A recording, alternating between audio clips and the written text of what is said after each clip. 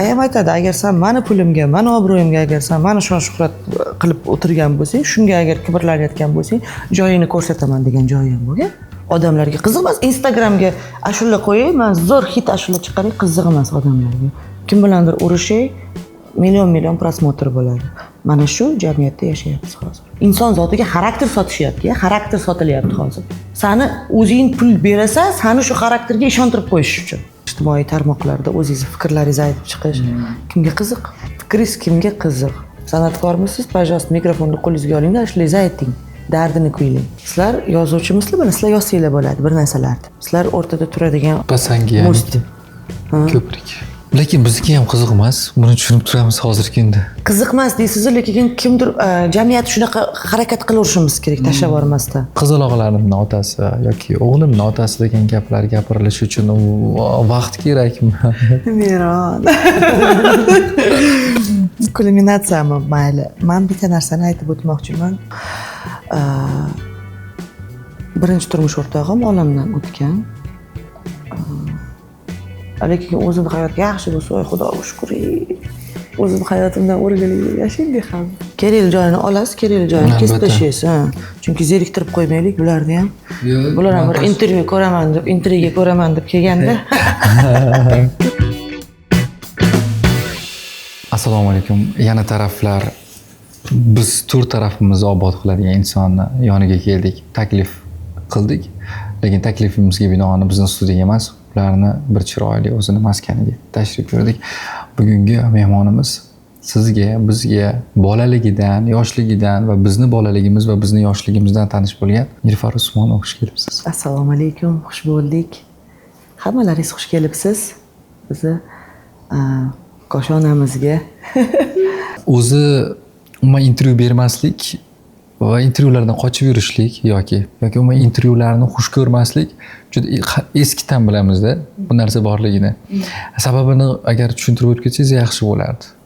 Sababi shunchaki vaqtim tig'iz judayam va bo'sh bo'lgan vaqtimni xohlamasdim. Hozir ijtimoiy tarmoqlar borda bizda. Ijtimoiy tarmoqlarda o'zingni fikringni, o'zingni xohlagan gapingni gapirsang bo'ladi, lekin bu vaqtni intervyuga, boshqa narsaga qilib chiqib o'tirmasdan o'zimga kerakli bo'lgan shaxsiy narsalarimga ajratgim keladi. Qizg'anaman har bitta vaqtimni, uyda bo'lgan vaqtimni, bolalar bilan o'tkazayotgan vaqtimni, chunki ularda juda ishtirokim juda kam ularning hayotida. Pulim ishtirok etadi ularning hayotida. Ya'ni biz ularga sharoitlar qilib beramiz. Darsingizni qiling, uni qiling, buni qiling, buni qiling deb, lekin men o'zim shaxsan ishtirok etishim juda ham kam.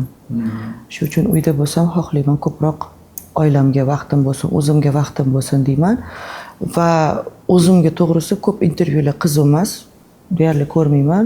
Shuning uchun meniki ham hammaga qiziq bo'ladi deb tushunmayman. Hammaning fikri bor o'zini.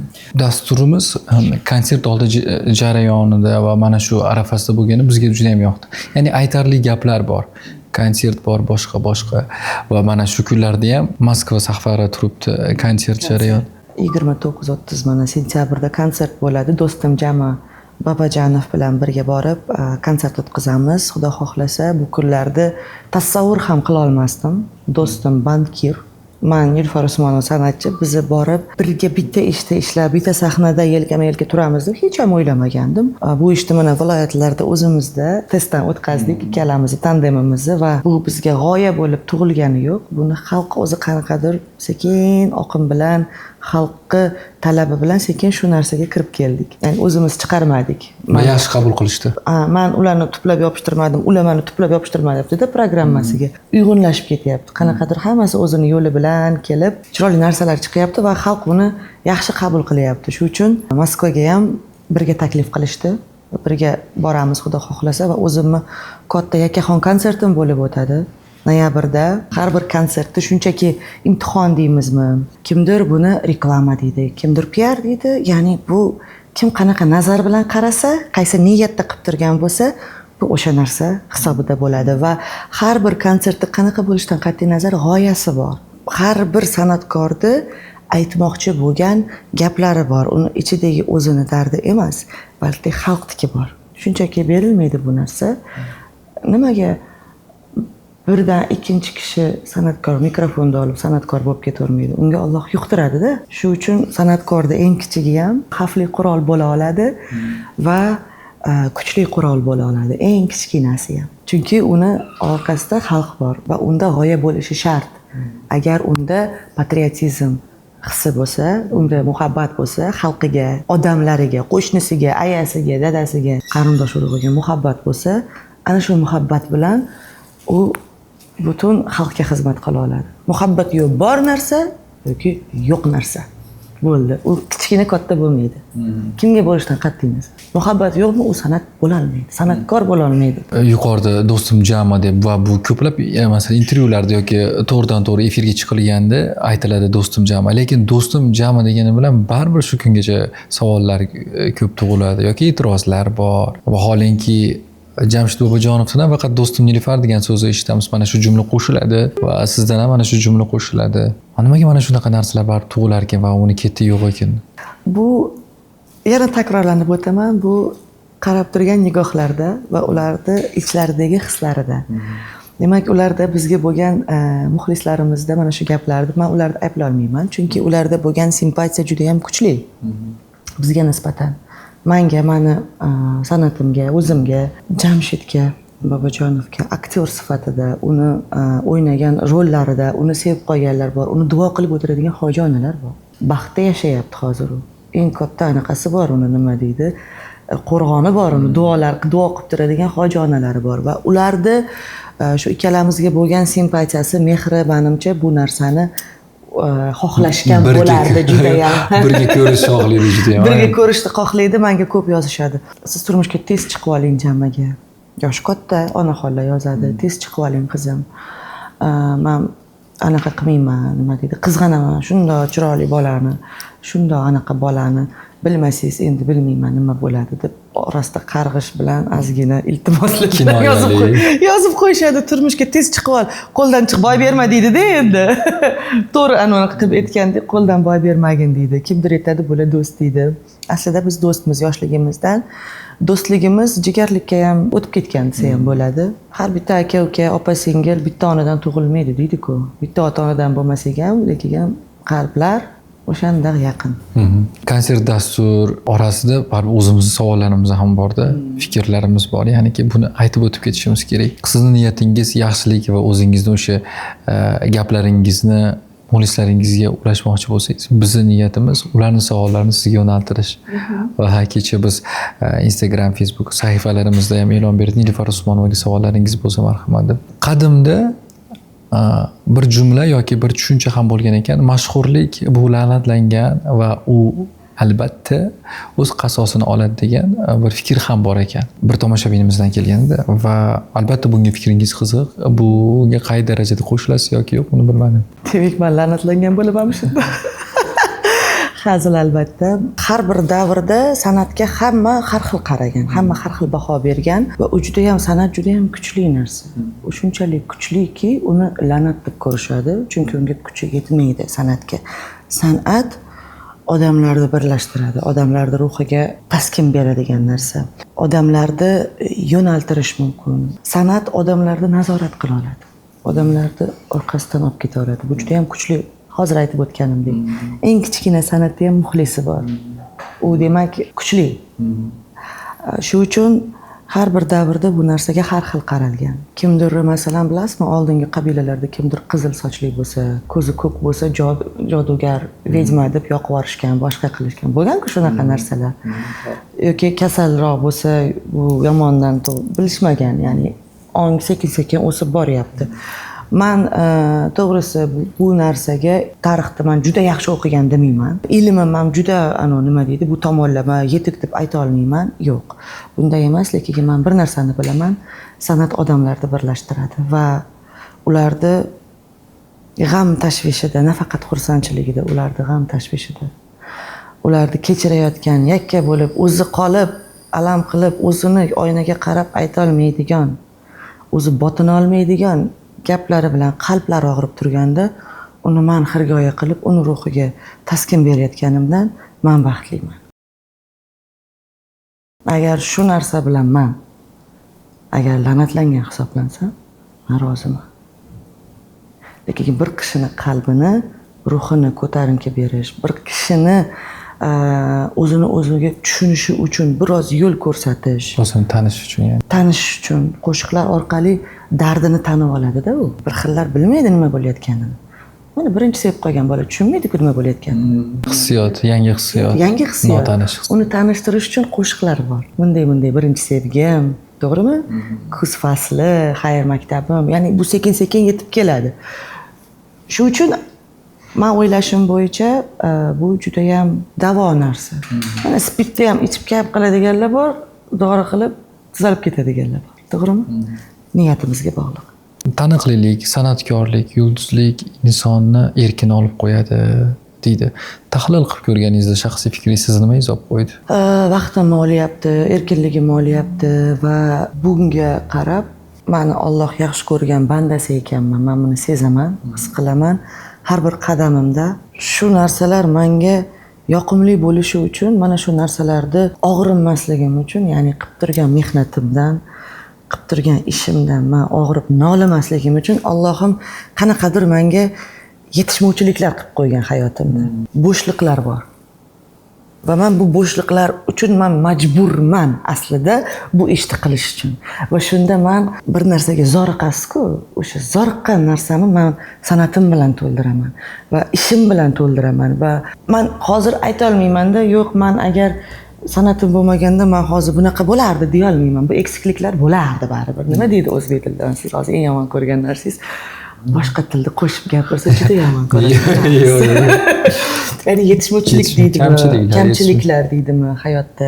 Beayb Parvardigor, benuqson Parvardigorda bizda hammamizda bir narsamiz bor. Xohlang uni pul deb biling, xohlang uni sog'liq deb biling, bir narsa deb biling. Lekin nima bo'lishidan qat'iy nazar, men hozirgi kunda majburman turib shu ishimni qilishga va menga bu narsa baxt beradi aslida. Ya'ni shu bo'shliqlarim uchun men qarab qolganman ishimga. Bu finansaviydan emas. Bu ichki ruhiyatimdan. Men juda ham ta'sirlanuvchi odamman. His tuyg'ularsiz yasha olmaydigan odamman. Va menga hozir mana shu kamchilik his tuyg'ularim ham qandaydir hayotimni rang-barang qilib turibdi. Kundan kunga minnatdormanki Yaratganga men rizqimni aynan mana shu joyga qo'shib qo'yganingga, aynan mana shu hayotda, mana shu rejimni menga berganingga. Chunki rejimdan biz qiynalamizda. Qiyin rejimda yashayman. Lekin aynan shu rejimni berganingga shukr deyman. Agar bu rejimim bo'lmasa, bu kamchiliklarim meni balki mozorga tiqardi. Balki mozorga tiqardi. Bu rost gap. Lekin meni bu narsa bilan bu narsani menga anaqa qilib bergan. Buni orqasida yana qancha xayr bordir, men uni bilmayman. Men hozir ko'ra bilib turganimni ayta olaman faqat. Va yana ko'zim tushgan narsalar, mana baribir 5 nafar farzand onasi va sharq ayolisiz. Berayotgan savollarda ba'zi bir boshlovchilardanmi yoki muxlislardanmi o'zi turmush o'rtog'ingiz bormi yoki nimadir degan bir savollar ham tug'iladi. Baribir biz ayollar qalbini avaylaydigan jamiyat yoki avaylaydigan yurt farzandlarimizda tashqaridagi tomoshabinga bu qo'pol tuyuladi. O'sha paytda ichingizdan nima o'tadi? Hurmatsizlik o'tadi. Ayolga bo'lgan siz aytgan gapingiz hozir. Aslida bu hurmatsizlik, aslida bizni madaniyatimiz, bizni tarbiyamizda bor bu, DNKmizda bor. Ota-onamizni, hayla ota-bobosi ham shunaqa o'sgan. Yaponlarni ko'ring, koreyslarni ko'ring. Eng madaniyatlisi yaponmi dunyoda? Juda rivojlangan madaniyat. Aslida bizning madaniyat undan-da yuqori turadi. Va ko'hna hisoblanadi. Va kamchiliksiz bizning madaniyatimiz. Bizning madaniyatimiz dinimiz bilan juda chiroyli anaqa uyg'unlashganda, o'sha yerdan olingan bizdagi asnovalarimiz va bizda bir kishiga bo'lgan hurmat juda katta. Qanday yozilgan bo'lsa, ota-bobolarimiz shundoq kelgan. Hozir ushlanib qolgan bu narsa, lekin internet rivojlanib ketib, hozir sal oqsoqlangan periodda turibmiz-da. Rivojlanib olmayapmiz. Chet ellik bo'la olmayapmiz o'zimizcha. Chet ellik bo'lamiz. Chet elda nima qilasan? O'zbekistonliksan-ku, o'zbek bo'l. O'zbekligingni rivojlantir degani odam yo'q. Yo'q, biz aqa qarab o'sishga. Men o'zimdan kelib chiqib aytaman. Ya'ni eski Nilufardan kelib chiqib, agar saralaydigan bo'lsangiz, san'atimni keladigan bo'lsangiz, hammamiz o'sha yerga qarab talpinganmiz, hamma o'sha yerda qilgan. Lekin o'zagimiz bizniki betda, bizniki chuqur. Ildizimiz chuqur. Biz ota bobolarimizga ular qarab, ular o'rgangan, kitob o'qishni o'rgangan, ular yulduz sanashni o'rgangan. To'g'rimi? Dori qilishni ular o'rgangan. Hamma narsani ular bizdan olib o'rganishgan. Men vaqt soati kelib, endi mana yetib kelyaptiki, hurmat degan tushunchalarimizni, o'zimiz madaniyatimizni yuqoriligini va madaniyatimiz bilan butun dunyoga o'rnak bo'la olamiz. Masalan, arablar bor, boshqa musulmon, islom davlatlari ham bor-ku.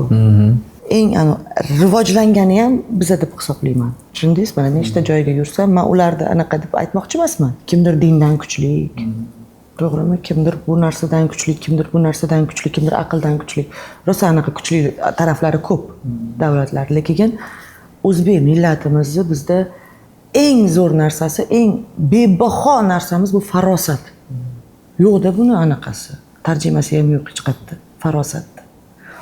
Shu farosatli bo'lib o'ssa, menimcha shunaqa savollar, shunaqa narsalar kelib chiqmaydi. San'atkor la'natlangan deyapsiz, dedingiz. Bu tegmadi menga. Bu prosta qarama-qarshi yana bitta fikr bildirib ketaman. Jurnalistika ham juda ham nozik ish aslida. Siz bir gapingiz bilan yonadigan bo'lib ketishingiz ham mumkin-da, aqa. Chunki birovni aybini olib chiqish, oshkor qilish, birovni nozik tarafini bilib turib, uni qilib, fitna qilib, to'g'rimi? Chiqarib bu qilish bu eng katta gunoh.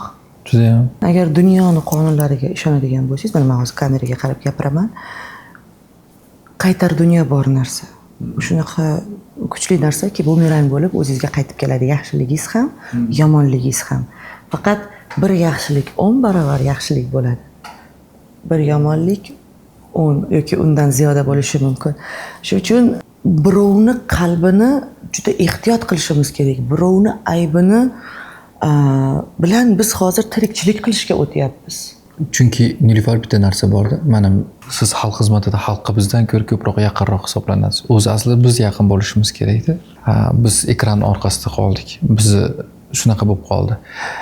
Va bizning ishimiz siz bilan, yulduzlarimiz bilan yoki davlat bilan insonlar o'rtasida ko'prik vazifasini bajarish kerak edi. Biz ozgina oqsoqladikmi bu narsani, masalan, blogerlarga berdik yoki blogerlar bizdan ko'ra hozir yaxshi ijod qilayotgandir, hammasi bo'lmasa ham. Ya'ni aytmoqchiman, bugun jurnalistlar qaysidir ma'noda ko'p sonli jurnalistlar, hammasini deya olmayman, sizni obro'sizlantirib, obro' topish maqsadi bo'lib qoldi. Shunday bo'lib qoldi va sizni nima deb ko'nglingizga tegib obro'sizlantirsam, u qayerdadir tarqalsa, siz bilan umuman ishim yo'q. Mani kanalim yurdi, siz rekka chiqdingiz. Men tanildim. Ya'ni o'shaning uchun aytamanki, aynan mana shu savolga, o'sha turmush o'rtog'ingiz yoki bormi yoki yo'qmi degan savollarga bu savollar juda ko'p berishadi va bu juda shaxsiy savol aslida. Agar juda o'zi shaxs qiziqib turgan bo'lsa, albatta kamera ortida ham vaqtimiz bor, suhbatlashamiz, ko'rishamiz. So'rasa bo'ladi o'zi uchun. Xalq uchun, muxlislarimiz uchun, tomoshabinlarimiz uchun albatta men ayta olaman, insonni qalbi, bag'ri to'qligini albatta uni ko'zlarida aks etadi va ko'zim to'qligini bemalol his qilsa bo'ladi atrofdagi. Mehr borligini his qilsanglar bo'ladi. Agar mehr bo'lmaganda, men sevgi insoniman, odamlar. Men sevgi bilan, meni motorikam sevgi bilan yuradi. Ya'ni sevgi bo'lmasa men depressiya bo'laman, men kasal bo'lib qolaman men. Faqat bana 3 ta erkagim bor. Sevadigan. 5 ta farzandim bor, lekin 3 ta erkagim bor. Zaydazamxon, Ibrohimxon, Sulaymonxon, bu meni 3 ta o'g'lim, 3 ta qanotim, tog'im meni. Bolalarimga bo'lgan sevgi, muhabbat. Bilasizmi, yosh bo'lganimda bolalarda farzand degan tushunchani, mehrni uncha bo'lmagan. Yil o'tgan sayin ko'proq kelar ekan bu narsa. Men hozirgi yosh onalarga qarab ularni asujdat qilmayman, chunki o'zim undan battar bo'lganman. Ya'ni men ham bola bo'lganman-da. O'zimni ham o'ynab kuladigan paytimda bolali bo'lib qolganman. 3 ta, 4 ta, 5 ta bolam bo'lib ketib qolganman. Mana 5-boladan keyin yana ham jiddiyroq tushunishga yetganman. Ya'ni menga nima berdi Alloh, ne'mat berdi deb endi hozir boshqacha to'lqinlanib ketaman. Hozir boshqacha rohatlanaman hozir. Allohim bergan ne'matingga shukr deb boshqa mehr bor.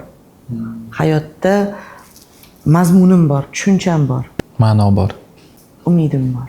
Ertangi kunimga o'lganimdan keyin ham umidim bor. Ya'ni mani Alloh shu qadar sen sevasanki menga 5 ta farzand berding, 3 ta o'g'il berding, 2 ta qiz berding. Men o'lsam ham mani ruhim o'lmaydi-da. Mani xotiram o'lmaydi. Bizda mana hoji buva dodamlar 21 yil oldin o'tib ketganlar, ayam, ayalari, opoqi deymiz biz. Bu mana o'tganlariga 4-5 yil bo'lyapti. Lekin bizda hali ham hoji buva degan odam gavdalanib turadi. Ya'ni hoji buvani xonasiga kirasan, hoji buvani xonasiga kirib, hoji buvani chap qo'ldagi tortmasini ochsang deb qizlarga ham hoji buvani obrazi bor, ya'ni obrazi bor. Shakllanib bo'lgan va hoji buvani xonasi bor. Senga kim qaradi yoki bo'lmasa bir narsa desa, aytadi, "Sen nima menga ruxsat bermaysan?" desa, "Chunki menga onam ruxsat bermagan" deyman. Va onaga hoji buva ruxsat bermagan desa, hoji buvaga taqalsak bo'ldi. Finalimiz bor. Ya'ni demak bo'ldi. U obraz bizda avtoritet obrazi. Hoji buva obrazi. Dodani ko'rishmagan, o'lib ketganlar. O'tib ketganlar-da, yoshli bo'lganlar. Lekin hoji buva bor. Hoji buva faqat biz oilamizda emasda, butun mana hamma bular 8 ta farzand bo'lsa, hozir nevara chevaralik bo'lib ketishdi bular ham, hammaligi. Nevaralari ham bola tug'ib tashlaganda o'zi, ko'payishib ketgan. 5-mi, 6-chi avlodi ketyapti. Yoki shularda ham hali hoji buva obrazi bor. Ya'ni bu qadr qimmatliklar, bu narsalar balki ular haq etgani uchun, ular shunday hayot yashab o'tgani uchun Alloh balki shuni bizga qalbimizga, dilimizga, miyamizga solib qo'ygandir bu narsa. Lekin men ham ana shunday aziz bo'lishni xohlayman. U uchun dostoyniy hayot yashashim kerak-da. Dostoyniy hayot yashash hozir juda qiyin bo'lib qoldi. Eng qiyin narsa bu dostoyniy hayot yashash hozir. Sodda, oddiy hayot yashash eng qiyin hayot hozir. To'g'ri yashash, ya'ni to'g'ri yashash. Ya'ni vaqtida yotib, vaqtida turib, vaqtida ovqatlanib, onasi yaxshimisan, farzandlarim yaxshimisan, onajon, adajon deydigan oddiy sodda hayot hozir juda mashaqqatli, qiyin, yetishmovchilik bu hayot bo'lib qolgan. Puldan yetishmovchilik yo'q, mashinadan yo'q. Mashinalar mana oldin qanaqa edi, hozir qanaqa? Hozir oddiy taksistdan takvoy mashinada yuradi. Hozir oddiy odam kelib, endi oyoqqa turib turgan odam bo'lsa, uni ham uyi bor. Kreditga bo'lsa ham olib yashayapti. Yetishmovchilik hozir inson bir-biriga bo'lgan muloqot, aloqalar yetishmovchilik bo'lib qolyapti. Shu narsa o'zim, endi bu meni tushuncham, meni qarashim. Albatta. Balki men shu narsani ko'rayotgandirman, balki sizlar ko'rmayotgandirsizlar. Men bilmadim, lekin men buni juda ham jiddiy deb bilaman. Biz komfortimiz uchun rostdan baxt bo'lgan, orzu, havas degan tushunchamizni yashashimiz kerak bo'lgan narsani biz yashalmayapmiz, o'tkazib yuboryapmiz deb o'ylayman. Aslida ham shunaqa. Menimcha. Intizomda yashashing oxiri bo'lib qoldi, ya'ni. Og'ir bo'lib qoldi. Shunaqa. Butun dunyo yechim qidirayotgan mavzular haqida o'ylashga qachon vaqt bo'ladi? Mana ajoyib fikrlar. Ya'ni bu ijtimoiy tarmoqdan tashqari o'zim soham bo'lgani uchun jurnalistlar yoki intervyular jarayonida ko'radigan mavzularim siz ochdingiz hozirda. Bu mavzularga o'ylanish yoki bu mavzularga diqqat qaratish qaysi payt paydo bo'ladi, vaqt bo'ladi? Bu qiziq hozir men uchun. Bilmadim, yetishmovchilikdan bo'lsa kerak. Bu ham shu aytyapman, hammani orzu havasi bo'ladi. Hammani yetishmovchiliklari bo'ladi hayotda. Kimdadir pul, kimdadir yor, kimdadir sevgi, kimdadir farzand, to'g'rimi? Kimdadir vaqt. Menda ham shunaqa o'zimda bir ikkita yetishmovchiliklarim bor. Bu narsalarga yetish uchun izlanishdaman. Hamma tomonlama izlanaman. Bitta sanatim bilan bo'ldimasda. Korlanib qolmayman. Ya'ni men ketaman yana. Izlanaman. Psixologiya moda bo'ldi 15 yil, 20 yil oldin, to'g'rimi? O'qidik. Rahmat. O'zimizdan olingan narsalar. Masalanda psixologiyada odam bo'lgan, vijdonan yashashing kerak. Bo'ldi. Shunda hamma yo'g'i yaxshi bo'lib ketadi degan ma'no bor. Uni keyin chuqurlashtirib, soqqa ishlash uchun har xil mingta yo'nalishga bo'lib yuborishdi. Gap yo'q. Bunga ham aql kerak aslida. Bu narsadan pul topish uchun. Lekin kitoblar bor rostdan ham. O'zini olimlarining kitoblari bor. Hayot olimlarining kitoblari bor. Sufiylarning kitoblari bor. Eskilarning kitoblari bor. Hali u ayam o'qiyotgan etapda tushunadigan darajaga men hali bormadim. Lekin juda qiziq kitoblari bor. Bilasiz, o'qiydigan kitoblari. G'azoliyni o'qiydi, to'g'rimi? Menga ham tavsiya qilganlar. Sizga ham tavsiya qilganlar. Masalan, ko'p o'qiydi. Nima uchun? izlanishda. Yulduz Usmonovaga nima yetishmayaptiki? U izlanish kerak. Nima yetishmayapti hayotida? Farzandi bor, nevaralari bor, ibodati bor, eri bor, puli bor, ishi bor. Yulduz Usmonova deydi-da hamma. Bo'ldi, hamma yo'g'i bor uni deydi. Nima kerak? Shu ayol izlanib turibdiki, demak, nimadir yetishmovchiligi bor hayotida. Izlanyapti, ketyapti u. To'xtamayapti. To'xtamayapti. Men andozani onamdan olaman. Lekin men ham izlanaman. Faqat men o'qib turgan narsani men qilsam, men ham Yulduz Usmonova bo'lardim. Agar qila olganim. Qila olmayman-da. Uni tushunish kerak. Bir kitobda ikkalamiz o'qisak har xil tushunamiz. Shuning uchun hamma level bor. To'xtash kerak emas, ozgina o'qish kerak. Qachon bu biz agar o'zimiz olimlarimizni, professorlarimizni, shifokorlarimizni tushundingizmi? Mana shularni hammasini biz e'zozlab uni qadrlamas ekanmiz, bizning kelajagimiz bo'lmaydi. Biz uni qadriga yetishimiz uchun biz uni izlab oqtarib topishimiz kerak-da. Chunki ular moda emas hozir. Ular yozgan kitob moda emas. O'zbekistonda nechta yaxshi yozuvchi bordir, shu aniq olimlar bordir yozadigan. Ularni biz tanimasak kerak-da. Qayerdadir boshqa joyda kitobi turadi, bo'ldi. Hech kimga kerak emas. Moda bo'lmagan, hech kimga qiziq emas hozir. Odamlarga qiziq emas. Instagramga ashula qo'yay, men zo'r hit ashula chiqaray, qiziq emas odamlarga. Kim bilandir urushay, million prosmotr bo'ladi. Mana shu jamiyatda yashayapmiz hozir. Va mana shu jamiyatda agar men ham menga ham anaqa kerak, tushib ketaman, bo'lmasa rekord qilishim kerak, bir narsalar qilishim kerak desam, assalomu alaykum, men ham o'sha yo'lda ketib qolaman. Yo'llarimiz ko'pda hozir. Oldin bitta bunaqa yo'l bo'lgan, bitta bunaqa yo'l bo'lgan. Mashaqqat yo'li bor. Yana bittasi dangasa yo'l bo'lardi. Oldin ikki xil yo'l bor edi. Bu ham seni xohishing, bu ham seni xohishing. Hozir yo'llar ko'p, variantlar ko'p odamlarga. Sen nima bo'lishga istayapsan degan narsa bilan bo'lib qolgan. Inson zotiga xarakter sotishyapti-ya, xarakter sotilyapti hozir. Sani o'zing pul berasan, sani shu xarakterga ishontirib qo'yish uchun pul sotilyapti hozir. Shunaqasan deb. Sen shunaqasan deyapti. Kimdir o'tirib senga "Ha, sen shunaqasan, seni Xudo shu uchun yaratgan" deyapti. Seni ishonadigan ilohing kim? Allohmi? Bo'ldi, Alloh yaratgan deydi. Bo'ldi, seni shu yaratgan Alloh deb turib, seni aldab, sen shunaqasan, bo'ldi, sen ketaver deydi. Pul to'lab, katta pul to'lab chiqib ketding, xursand bo'lib o'zingga o'zing. 2 kun, 3 kun yurasan, obrotkasi kuchli bo'ladi lekin. Tushkani ham tushkunlikka tushib qolasan-da, haqiqatni ko'rib qolganingdan keyin. Odam shu paytga keldik. Biz o'zimizni qanaqaligimizni o'zimiz monitoring qila olmayapmiz. Biz qayerda yuribmiz? Biz nima qilyapmiz? Jamiyatga nima qildik? Nima qo'ydik? Qo'shniga qaradikmi? Qarindoshga qaradikmi? Men xalq, jamiyat deb sizlarga hammani o'ylanglar demayapman. Sen o'ylashingiz, siz o'ylashingiz kerak. Men o'ylashim kerak, chunki biz shu kasb egasimiz. Keyin oddiy inson bir yurtdoshlarimiz ichida bir yurtdosh bo'lib, qo'shnimni o'ylashim kerak. Nimaga bolasi ko'p yig'layapti deb. Nimaga? O'ylaysan, mashinasi bor, doktori bor, to'g'rimi, puli bor, ovqati bor, hamma yo'g'i bor. Demak, bolasini mazasi yo'q. Ko'chaga chiqqaningda ko'rib qolsang, bolang yaxshimi deb avtomatik so'raysan. Bu u bilan ishing borligi haqida, ya'ni sen ignorda yashamasliging haqida. Bu juda ham hozirgi bizning suhbatimizni ko'rib turgan odam uchun juda ham hozir skuchniy mavzuga o'tyapmiz. Eng skuchniy joyiga keldik. Haqiqatlarda shunaqa bo'ladi. Ha, juda zerikarli joyiga keldik hozir. Juda tortilib, kimga kerak aqllilik? Bu aqllilik emas. Bu prosta biz bu tuyg'ularni o'zimizda rivojlantirishni xohlamasdan mana ishim nimaga o'tib olganmiz. Udobmi shu? Komfort bizga. Ya'ni menga bugun Instagramimga kerak bo'ladigan 2-3 ta kontent kerak, qayergadir chiqib kofemni rasmga olishim kerak, oddiy inson bo'lib turib, Nilufar Usmonova bo'lib turib demayapman. Bo'lish kerak orasiga, чтобы "Vay, dochka так выросла" deb kimdir yozishi uchun qizim rasmini qo'yishim kerak, erim yoki o'ynashim Gulberganni qo'yishim kerak. Qayergadir chiqib o'tirib keldim. Tipa men hayotda shunaqa rang-barang yashayapman deb berishim kerak. To'g'rimi? O'chaqda osh qil, uyingda chaqir, ber. Har zaman. Bir zamon deydimi, nima deydi? Har zamonda bir zamon deydi. O'shanda berib qilib qo'y. Qarindoshlar bilan, bir narsa bilan. Masalan, bizning gruppalarimiz bor.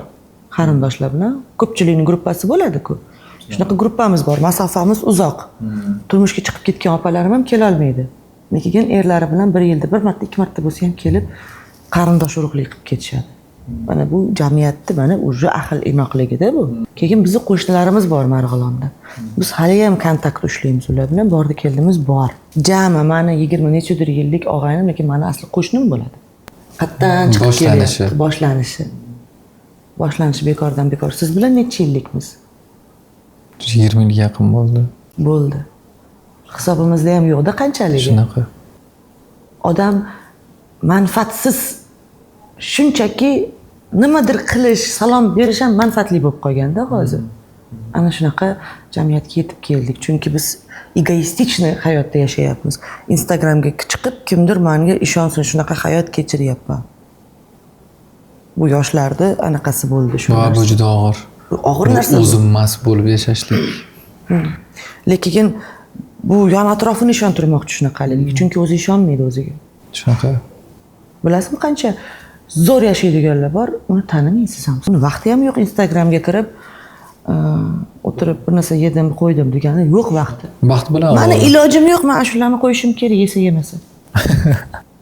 Yemayapti ashulla. Yemayapti. Chiqqaning yemaydi ashulla. Ashulangizga jinnig'inni bir narsalar qiling, yeydi.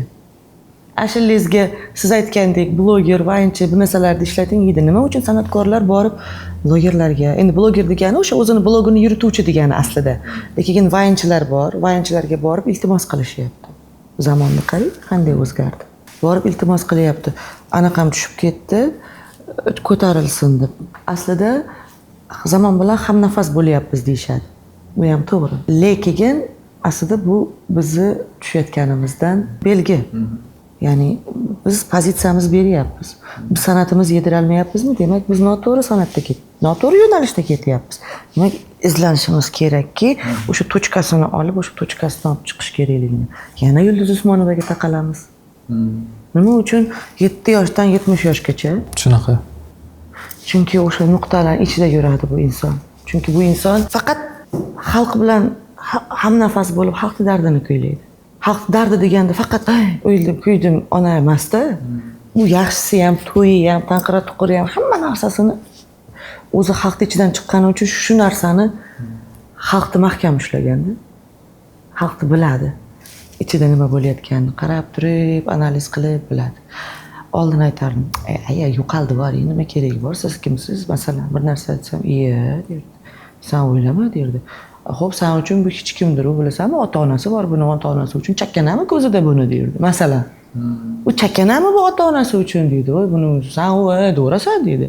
Bu puli bunaqa bo'lmasa, mansabi bunaqa bo'lmagani bilan bu chakkana kimnidir anaqasi arzandasi bu. Unaqa gap gapirma deb 2-3 marta shunaqa tanbeh bergan menga. O'shanda yetib kelgan. Ha, demak, masalan, ko'pchilik yozadi, "Voy, oddiysizlar". Nimaga oddiy bo'lmaslik kerak? Asli shuda. Shunga intilamiz-ku. Haqiqiy yashashga. Shunaqa. Video qo'yaman. Professional video ayam bilan hech qo'ymaganmiz, chunki unaqa narsa qila olmaymiz. Yo'qoldi borsa ham kerak. Lekin hayotiy videolarda bo'lishib turaman. Nima uchun xalq shuni yaxshi ko'radi? Rostdan yaxshi ko'rashadi. Biladi, sezadi, chunki o'sha narsa chiqib keladi. Ko'riladi. Anaqada. Ekranda orqasida bo'lsa ham samimiylik bilinib turadi. Ko'rdan seziladi. Mana yaqindagi voqea ham o'sha qaysi qo'shiqlarga o'ynashlar. Sardobani yo'lida.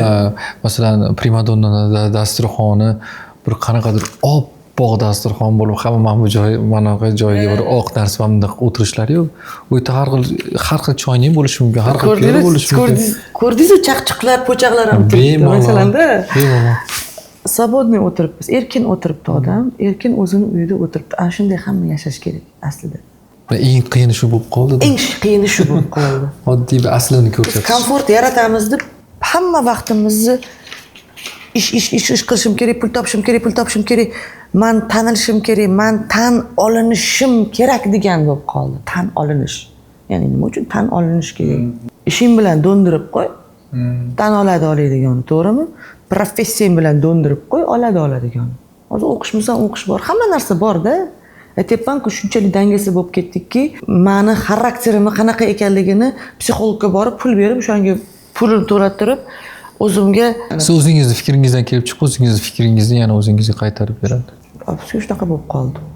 Vaholanki unaqa bo'lmagan. Biz biz juda kuchli odamlarmiz. O'zbeklar borku, mana shu bizni xalqimiz juda kuchli. Juda kuchli. Hamma tomonlama kuchli, ham baquvvat, hamma tomonlama chidamli, sabrli va donolik bor. Bizni xalqimizda. Lekin o'sha narsalarni biz bor hali ham ichimizda qadrlamayapmiz-da, ularga borib anaqa qilmayapmiz-da, ixlosni shunchaki bir kunlik rek deysizmi, tan olinish deysizmi, bir kunlik o'ynash podarka qiladigan atirgul deysizmi? Sarob ya'ni. Yoshlar ichida shunaqa bo'lib qoldi. Bir yigit sevib qolib, ko'rib qolib, sevib qolib, o'shanaqa qilib erga tegib ketdi. Masalan, shunaqa bo'lib qoldi. Oldin qizni ko'rmasdan turib, qattandir eshitib qolishib o'chirib turishardi o'sha xonadonda. Ko'rmagan bo'lsa ham qizni hech qachon. Eshitishib faqat u haqida. Ishonch kuchliligini qarang. Sovchilardan qo'yib. Shunaqada. Ishonch bu qadar kuchli bo'lgan insonlarga. Hozir o'zini reklama qilsa ham ketmayapti-da. Xohlaymizmi yo'qmi, tomoshabin sahnada ko'radi, qo'shiqlaringizni eshitadi. Ular orzu qilgan hayotga qarab yetaklashingiz mumkin. Va ularni o'zi tushuna olmayotgan vaziyatlarni ko'rsatishingiz mumkin. Jamiyatda Nilufar Usmonova bo'lib, xonanda bo'lib tanilishlik sizga yoqimlimi yoki ayol sifatida tanilishlik yoqimlimi? Bugungi kunda Nilufar Usmonova bo'lib tanilish yoqimli.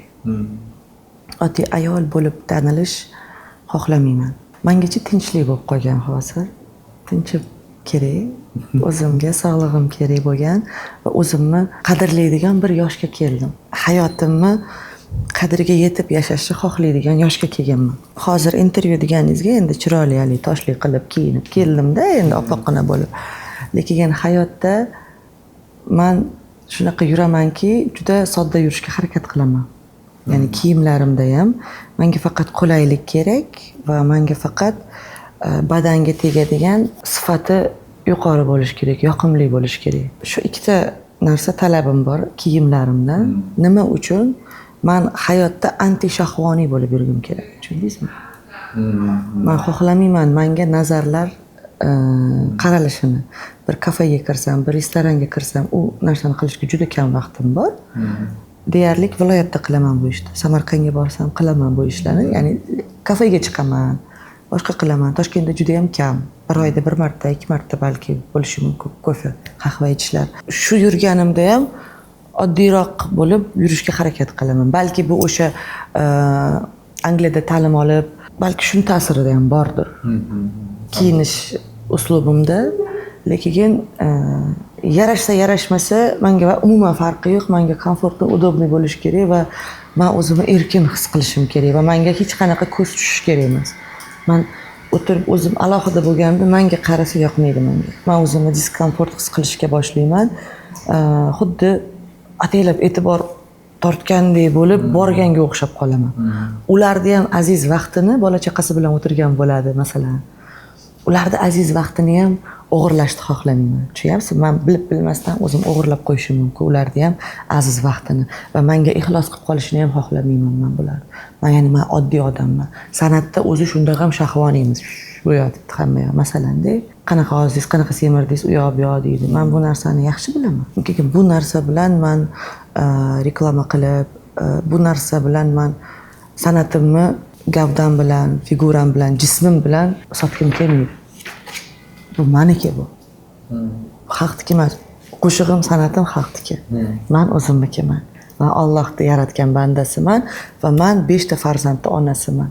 Va men shu uchun san'atkor bo'lib tanilishni, yurishni xohlayman. Hayotda oddiy ayol bo'lib hammani fikri menga bo'lishini, e'tibori menga bo'lishini xohlamayman. Vaholanki o'zi shunaqa. Aslida, lekin shu narsada har doim chegara qo'yaman o'zimga. Ayol va erkakning fikri juda ko'p. Ya'ni e'tiborlari ko'p. Bunga rahmat deymiz, lekin hammaning e'tibori har xil bo'ladi-ku. O'zimga pozvalat qila olmaydigan e'tiborlar ham bor-da. Shu uchun men o'zimni ko'p narsada anaqa qilaman. Draznit qilib qo'ymay o'zim sababchi bo'lib qolmay deymanda. Himoyaga olasiz. O'zimni himoya qilib yuraman, ha. Birovlar yomon ko'z bilan qaramasin deyman. Nimaga bunday kiyindi? San'atkor-ku, nimaga bunday kiyinmadi? Nimaga tufli kiymagan? Nimaga tapchika kiyib yuribdi? Chunki tapchika kiyishim sababi bor. Oyog'imda qadoqlarim bor. Bu professional kasallik bizda. Ya'ni kasallik emas, bu bor narsada, bu bizda chiqadi bu narsa. Raqsga tushadigan odamlarda bo'ladi. Tufli bilan raqsga tushgan odamda albatta mana shu mozollar bo'ladi, boshqa bo'ladi. Achishadi, yoriladi, qonab ketadi. Shu uchun tapchika kiyib yuraman, tuflilarni kiyib sahnada takshtik, nima deb pattir qilich bo'lib turaman. Og'rib tursa ham, og'risa ham, noqulay bo'lsa ham iloji yo'q. Turamiz, bu bizning ishimiz. Shunga anaqa qilingan-ku, nima deydi? Ixtisoslashtirilganmiz. Shu narsada trenirovka, spartanskiy vaspitание deydi-ku, bu narsa bor va menda ayam bor, namuna. Mana shunday qabullarda chiqadilar-ku, nima bo'lsa ham. Shu uchun iloji yo'q. Lekin hayotda tapchika kiyman va bunga men o'ylayman 100% haqqim bor deb o'ylayman. Xohlagancha yashab, xohlagancha yurishimga. Nilufar, qay darajada onangiz haqida gapirdingiz? Qay darajada onangiz bilan sirdoshsiz? Bu ham qiziq odamlarga. Shu savolni yoshligimda Meron menga berishardi va men har doim biroz yolg'on qo'shib gapirardim. To'g'risini aytadigan bo'lsam, yaxshi, onamga faqat sirdoshim aytaman, ha dedim, umuman aytmasdim. Chunki bitta sir aytsam, ertasi kun bildim, qarindosh urug'larim bilgan. Opalariga aytib chiqqan. Hoshim tog'am bo'lardi, Hoji buvani ukasi, o'shalar qarindoshiga hamma qarochi bilgan bo'ladi. Butun qarindosh meni mommoyimni obsujdat qilgan bo'ladi. Qarindoshlarning yarmi kelardi hamda kelgan uni muammoni hal qilishga. O'sha muammo globallashib ketardi muammolarim. Bir narsa aytsam yoki bo'lmasa, men unga qo'ynim boshqacha bo'layapti, bir narsa aytsam, ketdi-da ertasi kun. Esing qaqa ketdi bo'lardi. O'zbekcha bor-ku. Bilishadi. Esing yerga ketdimi bo'lardi-da. Shunaqa anaqalar bo'ladi. Shu uchun sal aldaganman. Bo'lgan yolg'onlar ham qo'shilgan orada. Lekin hozirgi kunda sirlashmas ekanmiz ayam bilan. Faqat gaplashamiz. Uyda sir yo'q. Eng katta baxtim shu. Sir yo'q. Sirli yashash qanaqa qiyin. Odam inson o'zini nima deydi, sirini bunaqasini yashash juda qiyin. Uni himoya qilib, uni berkitib yashirib, uni keyin kimdir sal ochib qolsa, uni zamaska qilish uchun boshqa yolg'on to'qib, bechora qiynalib, davleniya oshib ketadi-da, u hayotda yashash uchun. O'zini oqlab, birovni anaqa qilib yo'q. Sir yo'q. Bo'ldi, hammasini biladi. Men shunaqa biladi. Taslimiyat. Siz aytgandek. Taslimiyatga taslim bo'lish. Yaratganga taslim bo'lish va shu narsani qabul qilish va agar men aytayapman, beayb emasman, beayb faqat Parvardigor. Aybim bor. Meni ham o'zim o'sha narsalarimni ustida ishlash, biroz 100% ishlab zo'rib ketaman demayman. Yomon taraflarimni. Oldin bular bo'lardi, to'g'rimi? Yo'q bo'lib ketdi. Masalan, agar haqiqatni aytadigan bo'lsangiz, oldin hamma yoshlar ozgina ichimliklar bo'lardi, nimadirlar bo'lardi. Lekin hozir yo'q bu narsalar, chunki sog'liqqa zarar. Birinchi bo'lib jigar ketadi. O'zi jigar fontan emas ekologiyamizda. To'g'rimi? Shunaqa. O'sha bo'ldi, sog'liq ko'tarmaydi. O'sha bular ham yo'q bo'lib ketgan. Ya'ni hayotda sekin astalik bilan zarar taraflari o'zi sekin chiqib ketar ekan odamda. O'ziga qo'ysa zadachani chiqib ketadi. Buni sir qilib, bekinib, ayamdan bekinib, o'rtoqlarim bilan borib bugun ichamizmi deb bo'lgan shunaqa aldamanglar. Bo'lgan u. Ularni ham bilib qolardi. Bilib qolardi-da, keyin o'shani itdek kalta yerdik keyin. Bilib qolsa, bilib qolmasa o'tib ketardi. Bilib qolsa so'kishda eshitasan, butun urug' aymog'ingga sharmanda qiladi. Shunaqalar bo'lardi-da. Keyin aytardi, ichmagin deb ko'p tayyorlaydi. Bo'lganda shunaqa narsalar. Hayotda bitikda shunaqa joylari bo'ladimi? Mana sekin tashlanib ketadi bu narsa. Yoshlikda bo'lgan. Bu hozirgi paytda demayapman. Yoshlikda bo'lgan narsalar tushunib yetishga boshlaydi odam. Menga nima foyda, nima befoyda, nima zarar hayotimda. Men hozir yaxshiman. Men 5 ta bolam bormi? Ha, menga sog'lik kerak birinchi bo'lib. Shu uchun sekin zararlar chiqib ketyapti hayotimdan. Biz agar maqsadimizni to'g'ri qo'yib olsak, maqsad yo'qda hozir bizda. Maqsadni to'g'ri qo'yib olsangiz, men sizga 100% kafolat berib aytaman, shuni aytamanki, kerak emas privichkalar, kerak emas narsalar hayotingizdan o'zi his tuyg'ular ham chiqib ketadi. Kerak emas narsalar o'zi sekin sortirovka bo'lib qoladi hayotda.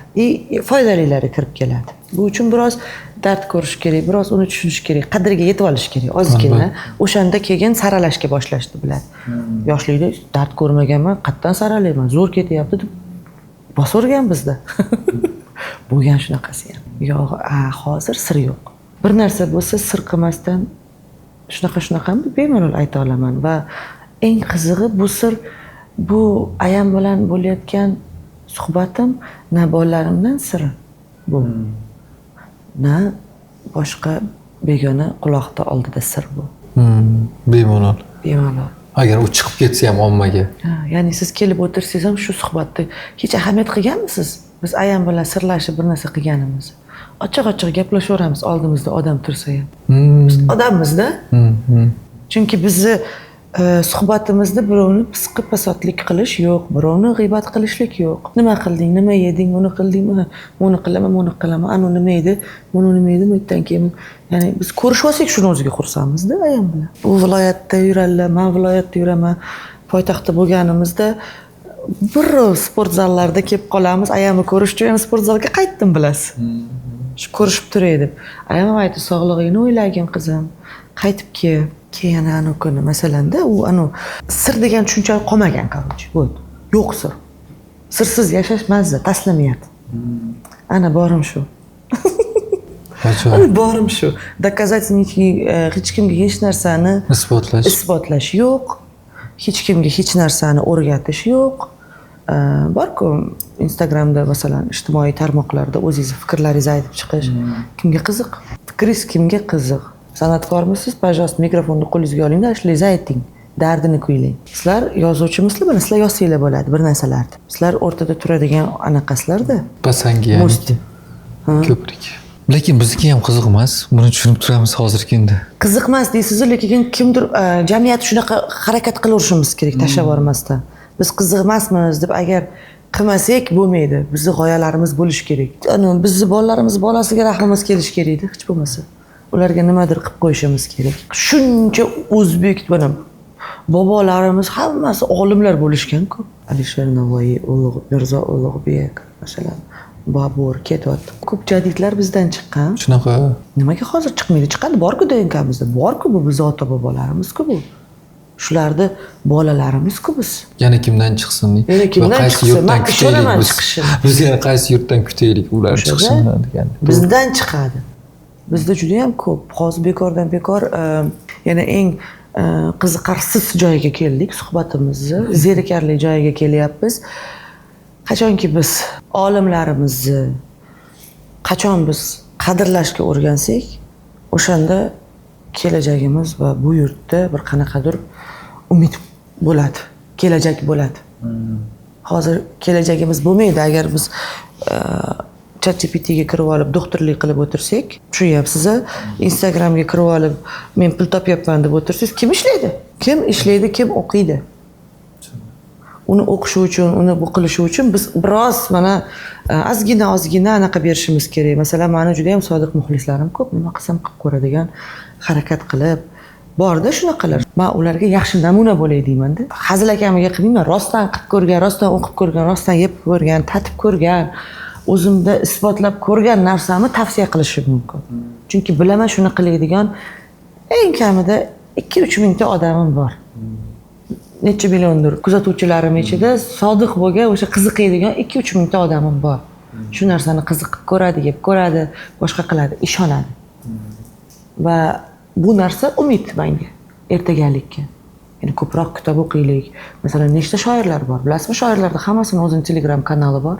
Shunaqa kamchiligida menimcha. Amir Xudoyberdiniki bor. O'tiraman ichida. Maza qilib. Uni falsafasini, u kishini she'rlarini, u kishini to'rttaliklari, juda achchiq-achchiq to'rttaliklari yozadilar. Bularni kirib o'tiraman, o'qiyman. Mashinaga bir narsaga kirsangiz million odam o'tiradi. Bunaqa shoirlarda, yozuvchilarda, adabiyotda, san'atda, olimlarda juda kamchilik o'tirishadi. Uni targ'ibot qilishimiz kerak, ya'ni shu narsaga chaqirishimiz kerak. Bu chaqirish qiyin-da uni. O'shanda biz kerak bo'lamiz. Jarchilik qilamiz ya'niki. odamlar eshitmadim demanglar bo'ladi-da. Amir Xudoyberdini yangi she'rlari chiqibdi, 4 taligi chiqibdi deb. Shunaqa qilib, masalan, biz o'rtada turamiz. Biz shunaqa joyda. Shu uchun qadrlash kerak, tanishimiz kerak har birlarini. O'qishimiz kerak. Nima deyapti? Nimaga bunaqa deyapti? Nechinchi qaysi she'rda qaysi yili yozgan? Chunki ular xalqdan olib yozgan. Mani ishim xalq bilanmi? Men uni analiz qilib chiqishim kerak, monitoring qilishim kerak. Xalq hali ham o'sha xalqda Muhammad Yusuf qanday yozib ketgan bo'lsa, bugungi kunda uni she'rini olib o'qisangiz hozirgiga to'g'ri keladi-da. O'zgarmaydi. Odamlar o'zgarib turadi, lekin his-tuyg'ular hamma narsalar o'sha narsalar o'zgarmaydi-da, turaveradi. O'qish kerak, kitobni o'qish kerak. Bu ham moda, bu moda 15 yildan keyin kirib keladi. Haligilar tugab, nima deydi? Sizga dars beradiganlar tugab, keyin klublar ochiladi, kitobxonlik klubi ochiladi endi. Shunaqa klub ochilsa, mana bu yaxshi o'sha. Bu yaxshilikka qarab ketayotgan bo'lamiz. Kitobxonlik klubi. Основной bunga nima deydi? Zodagonlar, oqsuvaylar, boylarning xotini, shu qiladigan ishi yo'q odamlar masalan bo'ladi-ku, ishi yo'q, zerikadi.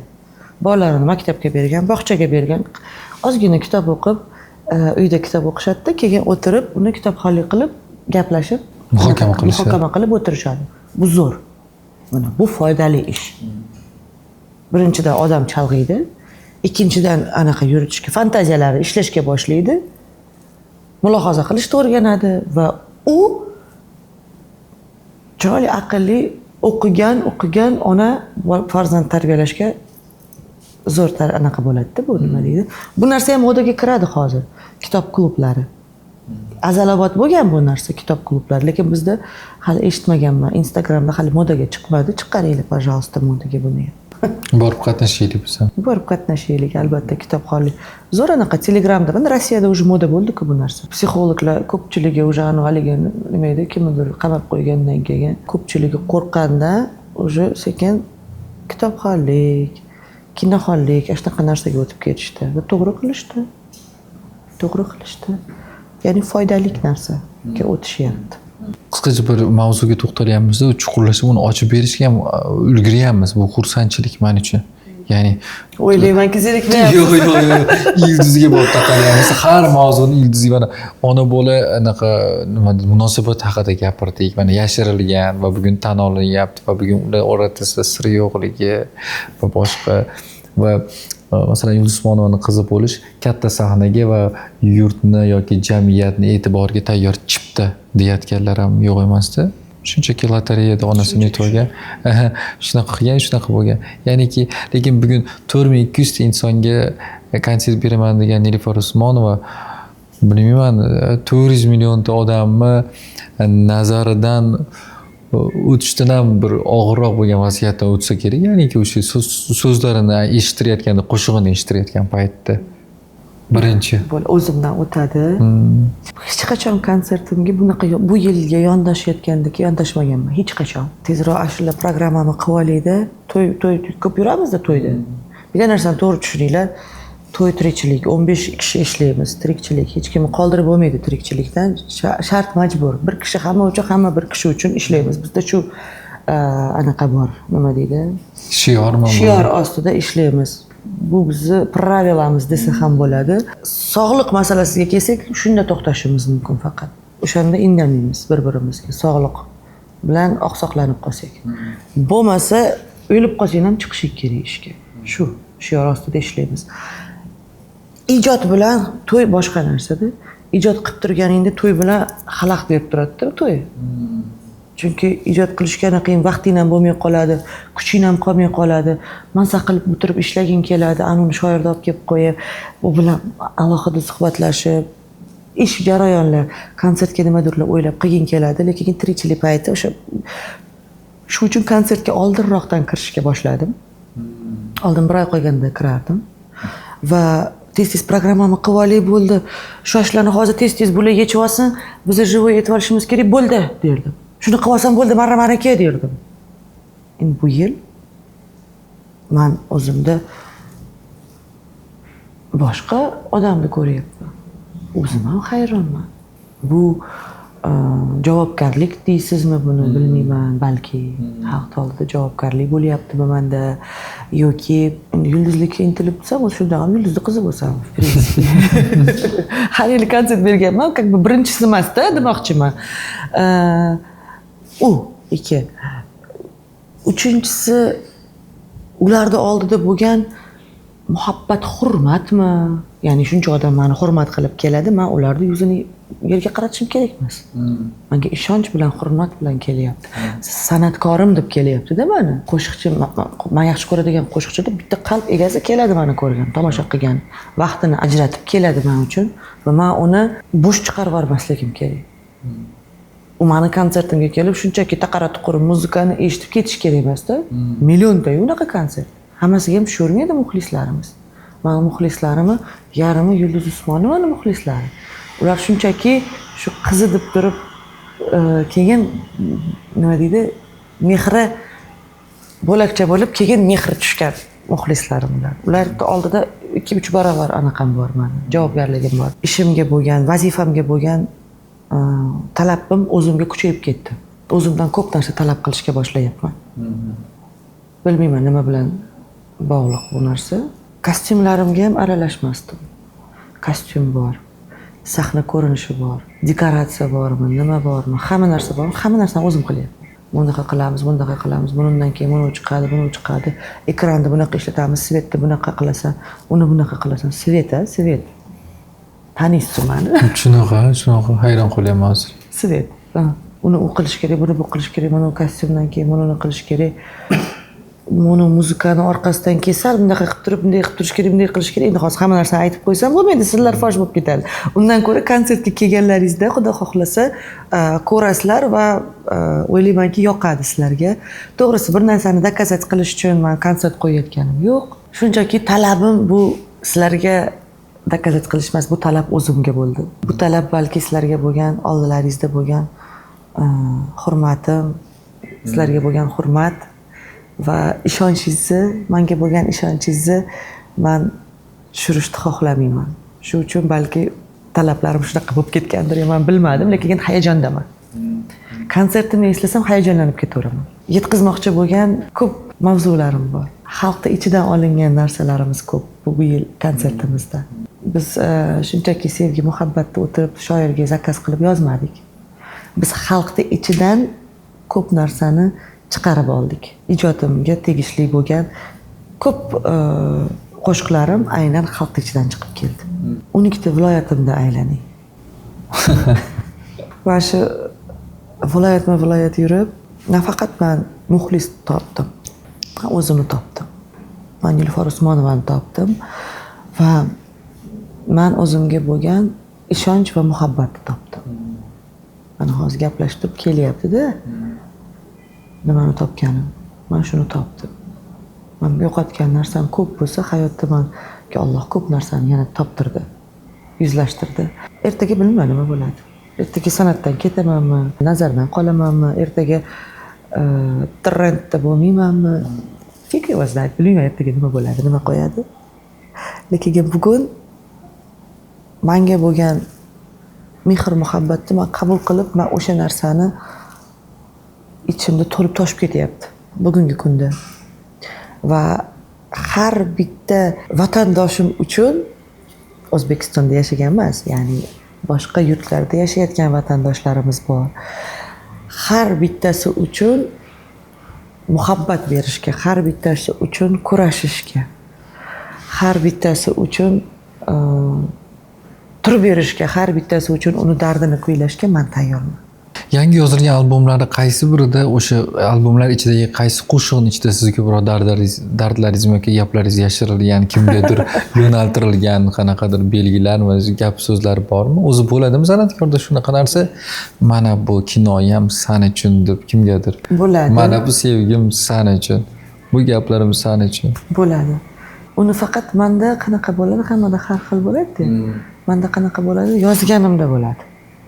O'sha narsani yozayotganimda bo'ladi, uni ijro etayotganimda bo'lmaydi. Xudoga tavba qildim, shunaqa anaqam bor. Yozganimda chiqib ketib qoladi hammasi. Bo'ldi. Ijroda bo'lmaydi. Ijroda men u uchun ijro etaman. Ya'ni siz chaqirdingizmi meni, siz uchun ijro etaman. sizni voqeangizga qarab anaqa qilib ketaman man, nima deydi, kirishib ketaman. Ya'ni mani to'yimga borib o'zingiz dardingizni aytmas ekansizda. Mani dardim aytasiz. Sizni dardingizni aytaman. To'yga borib man bilaman-da, o'zi to'yda keladi, Nilufar mana shu qo'shig'ingizni aytib bering deb. Bir xillar umuman aralashmaydi. Ay san'atkor aytdik bo'ldi deb qo'yishadi. Bor shunaqalar ham. Qiziqmas. Bir xillar keladi, Nilufar mana shu qo'shig'ingizni deydi. To'xta deyman. Demak deyman, programmani o'zim tuzaman deyman-da. Indamaydigan odamga tuzmayman. Programmamiz anaqada ketadi, nima deydi? Oqimi bo'yicha ketadi. Oqimi bo'yicha ketadi o'zi. Mehmonlarga qarab ketadi, opshiga qarab ketadi. Lekin to'y egasi kelib menga agar qo'shiq zakaz qilsa, ikkita qo'shig'idan bilaman nima bo'layapti, uni kechirmasini tushunib yetib olaman-da, qanaqa hayotda yashab turganini va unga qarab men o'zim tuzaman. Menga yoqadi bu narsa. Muloqot, ya'ni живой ishlashda, bu jonli anaqada energiya almashamiz biz. Va holatga ham tushishda bu. Men birovning hayotida yashab kelaman-da. O'zimnikida emas, birovning hayotida yashab kelaman. Men keyin kechqurun uyga kelib, o'zimning hayotimga kelganimda o'zimni topib shukur qilib qo'yaman. Masalan, san'atkor birovning hayotida yashab kelib, uyga kelib, o'zining hayoti og'ir bo'lsa, depressiya yashaydi-ku. Lekin o'zining hayoti yaxshi bo'lsa, "Voy Xudoga shukr, o'zim hayotimdan o'rgilib yashaydi ham. O'z uyim, ulan to'shagim" deb. Lekin xalqqa ayam aytardilar, xalqda etagini ushlasang kam bo'lmaysan derdi. Kattakonlar, "Voy palonchi chaqirdi, pistonchi chaqirdi, bir narsa bo'ldi." Yoshman o paytda. Desam, "Ha, yaxshi chaqirgan bo'lsa, yaxshi nazariga tushgan bo'lsang, yaxshi, Allohga shukr" dedi. Anaqadan qolma derdi. Haqdan qolma derdi. Xalq boqadi seni bolam, ishon, meni shu kungacha xalq boqdi, seni ham xalq boqadi. Agar shu kasbni tanlab yo'nalishda ketsang, u paytda 24-25 turman. Yoshim. Boshim taraq bo'lganda keyin tushungan. Nima demoqchi bo'lganini bu xotinda gap ko'p ekan.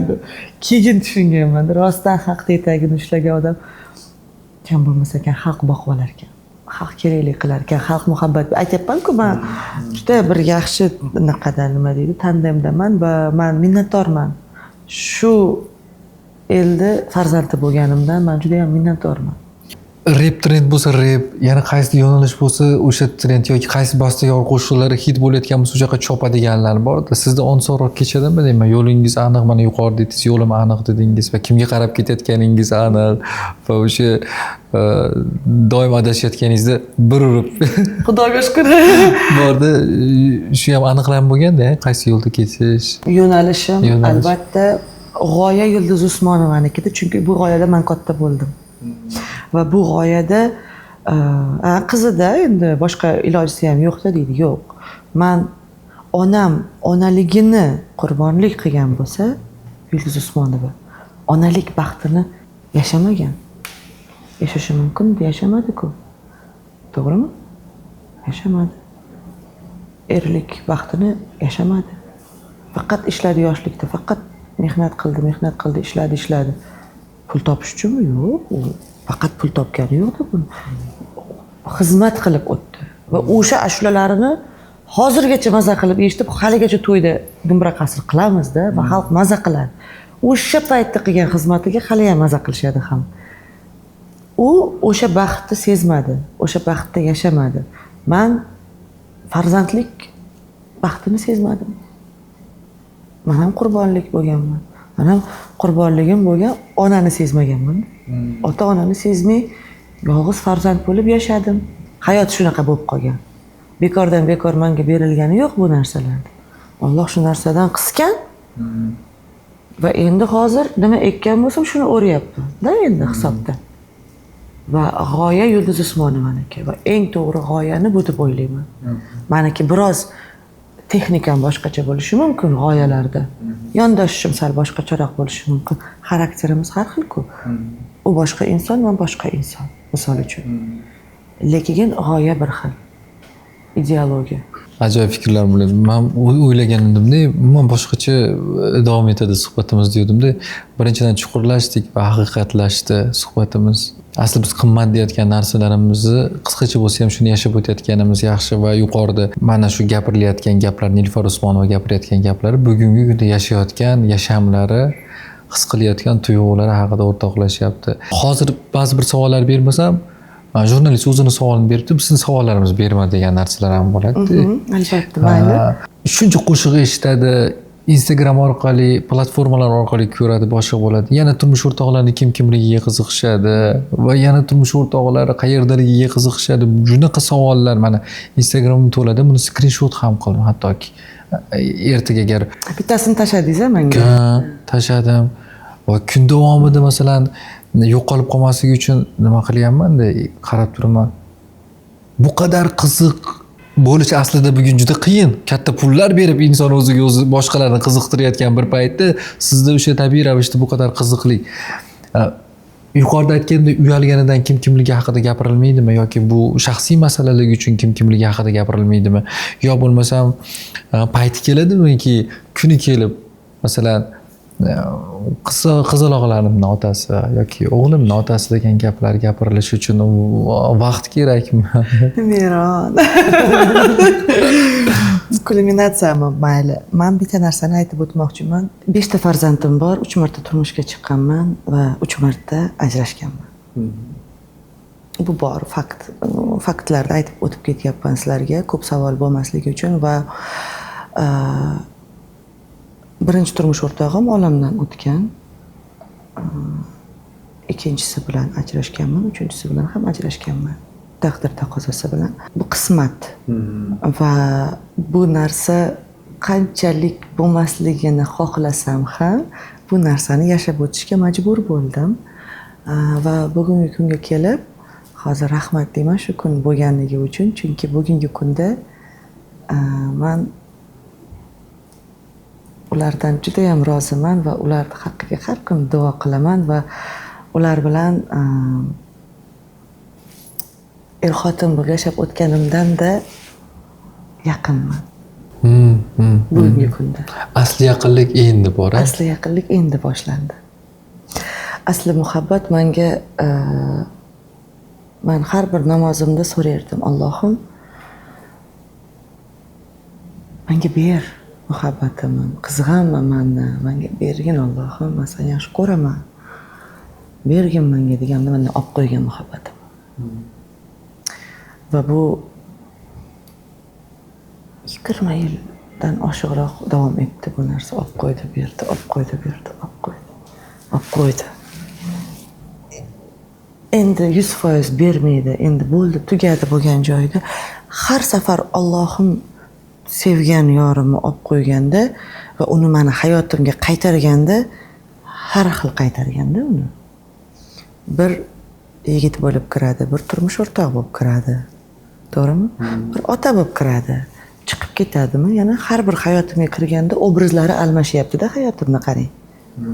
O'zingiz bu bitta meni hayotim qiziq emas. O'zingiz hayotingizni ham agar o'lchab ko'rsangiz, Allohning bergan taqdiri bizga naqadar nima deydi, jumboqqa o'xshaydi-da bu narsa, lekin qanaqa chiroyli kirib chiqishlar bo'ladi. O'sha paytdagi holatimga to'g'ri keladigan obrazlarda bergan menga uni Alloh. Ajoyib tahlil, go'zal tahlil. Va hozirgi paytda menga uni rashkchi, qizg'anchiq, jahli tez bo'lgan turmush o'rtoq qilib bermadi-da. Mehribon, tushungan, e'tiborlik, do'st yor qilib qaytardi Allohim menga buni qarang. Men qanday bu Allohning buyukligiga va Allohning ishlariga qanaqa qilib men qoyil qolmasligim mumkin. Bu meni o'lchovim, bu meni qarashim. Yana lekin men yaratganga ishonaman va bilamanki, har bir bo'lib turgan narsa bu xayrlikka bo'lib turgan bo'ladi aslida. Buni shunchaki xayrlikka deb qabul qilishni o'rganish kerak ekan. Voy, shunaqa isyonlar bo'lgan menda. Shunaqa isyonlar bo'lgan. Jonim olmasmidi bundan ko'ra. jonimni olmasmidi undan ko'ra shunaqa yomon qattiq bo'lgan lekin menga qaytargani undan aziz bo'ldi. Men tasavvur qila olmaydigan odam qaytib kelganda hayotimga. Men uni hech bu qadar tasavvur qilmasdim. Bu mehribon bo'lishi mumkinmi bunaqa? Bu bunaqa nozik odammidi shunchalik? Bu shunaqa qalbimni asrab avaylaydigan odammidi bu shunchalik? Bu shunaqa do'st bo'la olarmidi degan hozir savolim bo'ladi har gaplashganda. Xuddiki Tanimagandek boshqa inson bo'lib gavdalanib keldi. Bu shunaqa otamidi degan tushunchalar ham bor-da orada. Shunaqa darajada boshqa bo'lib qaytib kelgan. Lekin yana aytishadiki, yarashib oldingizmi deb.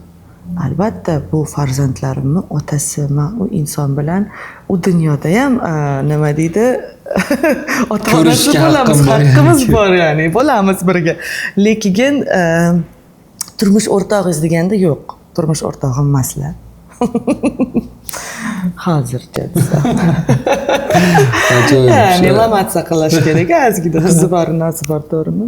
Lekin hazil-hizil qilaman, boshqa qilaman, lekin ajoyib inson va haqqini halol qilishim kerak bu insonni ota sifatida, do'st sifatida, inson sifatida tengi yo'q.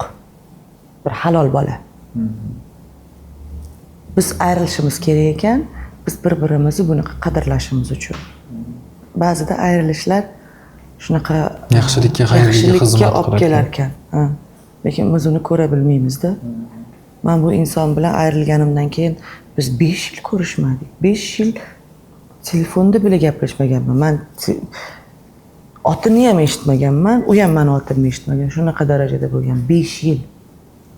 Tasavvur qiling. Bir ajib hikoya, ya'niki hozir mana eshitilayotgan narsa. Men sizga qisqaroq qilyapman-da, yana ham ana nima deydi, qolgan narsalarni juda istropli, hisli, turetskiy isterikalarni aytmayapman-da sizga. Yo'q, bir yoqimli tarafichi og'riqlar yo'qligi hikoyada. Mana rozilik, taqdirga rozilikligi va uni juda chiroyli tarzda qabul qilib olishlik. Mana hamma narsaga rozi bo'lib, unutib hamma narsani taslimiyatda qabul qilishlik bundan. Shunday. Kim beayb? Miron, ayting. Menmi, sizmi? Hammamizning aybimiz bor. Lekin men bitta narsani bilaman. Bir sevgan inson sevadi u qanaqa bo'lishidan qat'iy nazar. U odamni sevadi uni. Uni qiliqlari yomon bo'lishi mumkin. U inson xohlasa qilig'ini o'zgartiradi qachondir. Lekin uni sevadi u. U tavba qilishi mumkin. U tavba qilgandan keyin bu Allohning eng sevgan quli bo'lishi mumkin. Agar yo'q, men buni shunaqa qilganim uchun men buni seva olmayman desangiz, bu sevgi bo'lmagan bo'ladi bu. Aslida. Uni rangiga qaramaysiz, uni diniga qaramaysiz. Sevgan odam shunaqa bo'ladi-ku. To'g'rimi? Irq anaqa tanlamaydi-ku sevgi. Shunday sevib qoladi odam. Shu uchun haqiqatan ham uniki ham, meniki ham pok ekanki, ana shunday hikoyalarimiz davom etmoqda hozir. Hozirgi kunda va juda ham ko'p hayotimda takliflar bo'ladi, juda ko'p bo'ladi va har doim men aytamanki, rahmat. Ya'ni men qabul qildim. Chunki bir insonning e'tibori, bir insonning muhabbatini men yerga tushirishga haqqim yo'q. Bu tuyg'uda bu. Aytadi, siz ajrashdingiz. Juda qattiq yaxshi ko'raman, hurmat qilaman. Nima deysiz? Shu birga turmush qurib yashasak bor, keyin turmush qurmasdan ham yashasak bor. Bu narsalar bo'lsak bor. Har xil variant ko'p. Versiyalar juda ko'p. Rahmat. Lekin men o'zimni hayotimda juda baxtliman-da. O'zimni hayotimda shu qadar emasmanki, Allohim ko'p ko'rmagin deyman. Allohim buni bevaqt o'lim bermagin bizga deyman. Men faqat duoda yashayman. Men shunaqa hayotga meni olib kelib qo'yganki, men hayotimdagi har bir insonim uchun duo qilib o'tiraman. Allohim uni umrini ziyoda qilgin deb. Bu narsani ko'proq yashashim uchun. Hozirgi holatimda ko'proq surilishi uchun hayotimda. Davom etsin ko'proq deyman. Men baxtni mana shu yaqinlarimda mana shunda ko'raman. Bir-birimizga bo'lgan e'tiborda ko'raman. Ko'pchilik aytadi-ku, masalan, va sizga mazza, yulduzli qizisiz deydi. Gapinglarga qo'shilaman bu tarafdaman, lekin odamda ichki xotirjami, ichki tuyg'ulari, ichki baxt hissi degan narsani pul hech narsa sotib ola olmaydi bu narsani. Primadonnaning qizi ekanligingiz ham hattoki. Yo'q. Yo'q. primadonnani o'zi joyimga o'tkazib qo'yadi kerak bo'lsa. To'g'risida kerak bo'lsa, agar ayam aytadi, agar sen mani pulimga, mani obro'yimga, agar sen mani shon shuhrat qilib o'tirgan bo'lsang, shunga agar kibrlanayotgan bo'lsang, joyingni ko'rsataman degan joyi ham bo'lgan. U sen o'ylamagin deb. U Alloh beryapti deb. Sen o'zingnikini topishing kerak, o'zingning yo'lingni topishing kerak, o'zing baxting. O'sha aytyapman, baxt o'sha topib olishimiz kerak. Men topdim deya olmayman, lekin men baxtliman. Xudoga shukr. Sog'ligim bor. Orada bir anaqalar bo'lib oldim men ham sog'ligim bilan. Cho'laqlashib deydik-ku, hali bir anaqa qilib oldim. Lekin o'zimga keldim. Hozir ham lechenialarim bor, boshqa bor. Davom etyapti.